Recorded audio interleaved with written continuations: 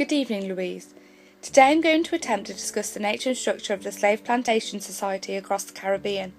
In order to fully do so, I am first going to delve into the provenance of slavery and the fundamental tools and figures that enabled it to happen, to give you an initial idea of the subject area. During the 15th century, European empires were constantly looking for ways to develop and expand their economy and power, with many believing that a free workforce was the most profitable way to do so. The general perception of the Africans by the Europeans at this time was that they were inferior to themselves, therefore making them an easy target. The argument that they were inferior was used to help justify slavery in the 1600s, and in 1632 King Charles bought into these views and granted a licence for the transportation of slaves from England for the very first time. With the monarch's approval, the malicious endeavour was enabled to proceed. Although Portugal was first to conjure slavery, Britain soon dominated, with thousands of citizens partaking in the venture. The triangular trade shown in Figure 1 describes a system of trade used by the Europeans to maximise profits during an era of which slavery was rife. Firstly, using Britain as an example here, slave ships would leave ports like London, Liverpool and Bristol for West Africa, carrying goods such as cloth, guns and drink that had all been produced in Britain. These goods would then be later used to trade for slaves captured by the infamous slave traders in Africa. The slave traders would capture the slaves by using unreasonable force, weapons or tranquilizers.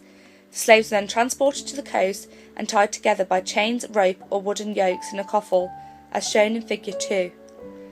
Once in Africa, European traders would select their prey and enslave them whilst they sailed along the coast looking for the cheapest and fittest slaves until there were enough to fill a ship. Families were unfortunately separated at this point, causing much distress and heartache. Segregating family was also a strategic measure, as it helped in the process of emotionally breaking down individuals, resulting in a less likely chance of a revolt. Once the ships were full, they would sail across what was known as the Middle Passage, where brutality and cruelty beyond measure took place, alongside inhumane conditions such as those shown in Figure 3 and 4. A staggering 2 million Africans, that's 10 to 15%, died during the Middle Passage.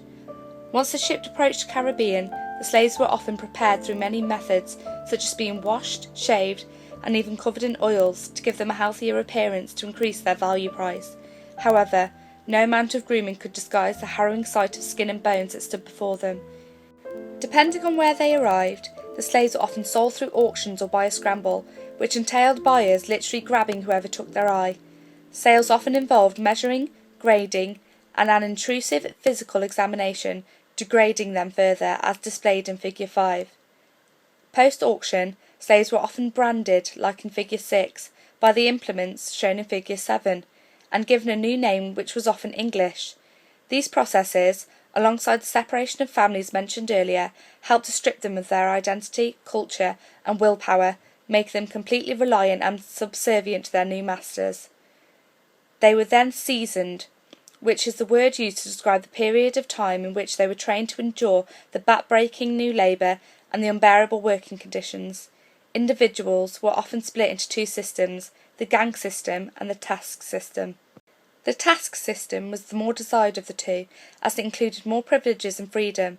Individuals would be allocated to a specific task at the start of the day, and once completed, were free to indulge in their own activities, which may include growing crops for themselves, making things for themselves and their families, or even making things to sell. Task work was set according to different crops, and was most commonly used in coastal Georgia and South Carolina, where rice cultivation took place. In the gang system, individuals were allocated to tasks according to age, sex, gender, and strength. Age did determine when the enslaved would enter the workforce, but again, to maximise profits, children as young as 6 would be set to work, doing whatever task they were physically able. Figure 8 visually demonstrates how young these children actually were. The gang system usually comprised 3 individual gangs: the Great Gang, which consisted of only those of the greatest strength and stamina, then the Second Gang, which was composed of people with weakly habits, such as breastfeeding mothers, the strong but elderly, and youths from age 12 years and above. Then finally, there was the Third Gang, which was otherwise known as the Weeding Gang, as it mainly consisted of young children ranging from 5 to 12, who were often set to do the most inferior jobs such as weeding. The gang system entailed disturbingly long hours of physical labour, alarming work conditions, and the most torturous pain inflicted on them that one cannot bear to think of. Figure 9 and 10 give you an insight into the anguish and pain they must have endured. These brutal beatings often didn't take place by a white person, as one would think, but of a man of their own race who was given the position of a driver or overseer, as demonstrated in figure 11. There would be implements such as whips and chains used to inflict the barbaric wounds on a slave if they were perceived as not working hard enough or disobeying the set rules. Not only was there a driver for the adults, but there was also one for the children. These dominant positions were only given to the most loyal and trusted slaves, as were the jobs such as the domestic duties in the household. This idea of a promotion, as it will, would have motivated the slaves to work harder and to be more obedient in order to move up in the hierarchy. In some instances, a slave owner could go through the process of manumission, allowing a slave to gain their freedom. Alaudo Equiano, shown in figure 12, was one of these slaves. From trading on the side, in just 3 years he earned enough money to buy his own freedom. He was an influential and inspiring figure who in 1786 became a fundamental component in the driving force towards the abolition of slavery, alongside William Wilberforce, Josiah Wedgwood, and even Abraham Lincoln, using many propaganda devices such as the coin shown in figure 13 and many anti-slavery pictures, until eventually, in 1833, the British Slavery Abolition Act was passed, abolishing slavery throughout most of the British Empire.